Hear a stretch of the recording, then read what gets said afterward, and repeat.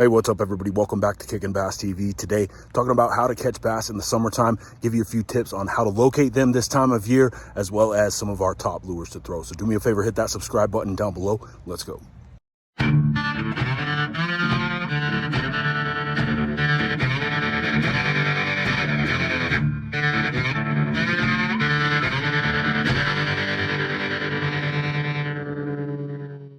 All right, guys, so we're about a week away from the official start of summer. It's the time of year really starts to heat up outside. It can definitely affect the bite, and it can be very frustrating if you don't know where to look for bass and what to throw this time of year to catch them. So starting off with a simple breakdown of how to find summer bass. Basically, after the spawn, they break into two groups. Those that are gonna hang back in the shallow water, hang out around areas with cover, structure, underwater lay down. Those that are gonna hang out in grass lines, reeds, and tules, more oxygen-rich waters. And then there are going to be those that move out to open water and will suspend in large groups until the fall transition.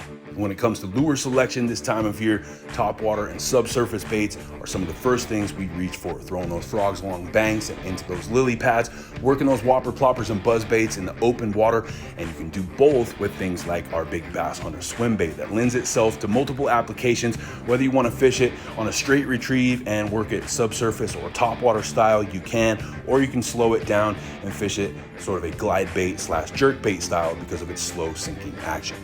One of my favorite things to fish from early summer all the way through the fall is a swim jig. I've got two different versions. I've got a weedless profile, the new axle swinging swim jig from 6th Sense that I can throw in more problematic areas with heavier cover or shallow rocky areas like this spot here. And I've got the same swim jig profile that I like to throw in the summer without having to worry about getting hung up on all the things around me. Now, if I'm in open water targeting suspended summer bass, or I'm throwing around reed lines, grass, or tules, I'm gonna go with the one with the exposed hook because of the increased hookup ratio, especially in a situation like this where, because of the fact that the bass is cooperating with me at least halfway back, it's not really putting up much of a fight, so it sort of just feels like I've got a 2 or 3 pound bass on the line until right about here where it actually sees me, immediately starts getting aggressive, kicking, trying to spit that lure as much as possible. But because of the fact that these come standard with super stout 5 and 6/0 hooks, you've got all the confidence in the world they're not gonna bend out on that big bass like this one here that ended up weighing over 6 pounds. You've got a screw lock bait keeper that's gonna make your soft plastics last a lot longer. And this is an absolute killer during the summer all the way into the fall. You can catch some big bass on.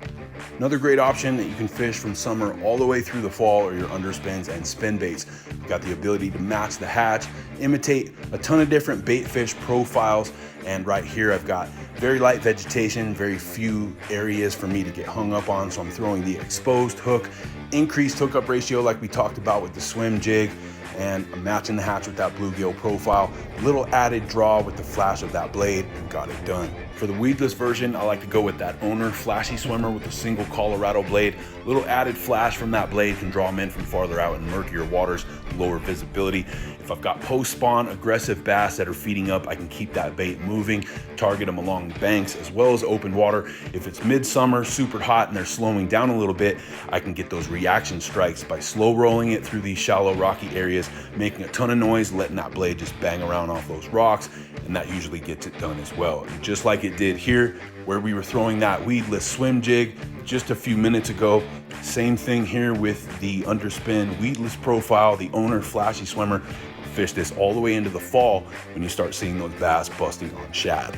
Next on the list, whether you're fishing from the bank or you're out in the boat, targeting those suspended summer bass in the open water, power fishing with a deep diving crank or a lipless, great way to cover a lot of water in a short amount of time, especially on a larger fishery. Once you do locate where those bass are suspending, you can pick them apart with your finesse techniques. Weightless plastics are a must-have in the summertime. If you're not throwing them already, you need to start. A lot of anglers will tell you that it's not possible to catch big bass in the heat of the summer, and they could not be more wrong.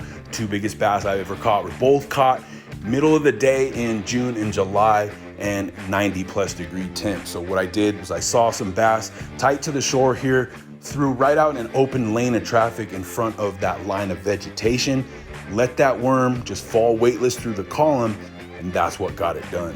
Another tried and true finesse technique for catching summer bass in the heat of the day is the Wacky Rig Cinco. We're going old school here, just rigging it straight through the center of the plastic, gives it a nice lofted balanced fall through the column and some great action with a subtle rod twitch. What I got is a group of baby bass hanging about 50 feet out here, and they're about 5 or 6 inches in length. So this profile is going to be a little too much for them to really get a bite of. What I'm going to try to do is entice some of the fry garters that should be hanging out nearby. And that's exactly what happened. Right now, middle of the day, 95 degrees. Everyone else has gone home. They're making up excuses for why they can't catch bass because it's too hot. If you're willing to accept the fact that you can't always be power fishing and you're willing to try out some of these slowed down finesse techniques, I guarantee you're gonna double your numbers through the summer because they're highly effective when those bass hanging in the shallow water have shut down and they aren't responding to moving baits. This one here, we've got another soft plastic rigged up weightless, this time one of our dead ringer swim baits, which is just a ring swim bait, typical Kitech style swim bait, and slap it right up against the bank and got hammered right on the drop. So I get a lot of benefits of the same bites that I would get on a topwater frog fishing up against the banks, but I also have the flexibility of being able to fish this down the middle of the column in this channel if I want, and I'm definitely going to get a lot more baits on it in the middle of the day than I would on throwing that frog right there. Last but not least, a Texas rig craw. If you follow the channel long enough, you already know this is one of my top 3 go-to lures, regardless of the type of fishery I'm on or the time of year. Now, what I'm gonna do is make 2 changes to this profile in the summer. I'm gonna remove that bullet weight so that it falls slower through the column. And then instead of putting it on a standard EWG hook, I'm gonna put it on that Owner twist lock wide gap hook. So I still have that Texas rig profile and I get the same action out of that bait, swimming on the move, but it's moving a little bit slower and not plummeting into that vegetation because I'm trying to work right on the outskirts in that open lane of traffic where those bass are hanging out right under the grass and draw them out. And that's exactly what it did. When I tell you that you don't have to slow roll a craw, you don't.